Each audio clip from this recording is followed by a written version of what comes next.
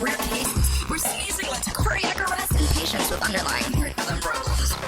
Less than 0.004% of reported incidents, but yes, a sneeze can technically kill you.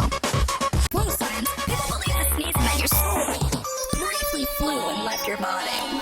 But now we know they weren't completely wrong. That's why we sing Kabushim, a blessing for super dinner.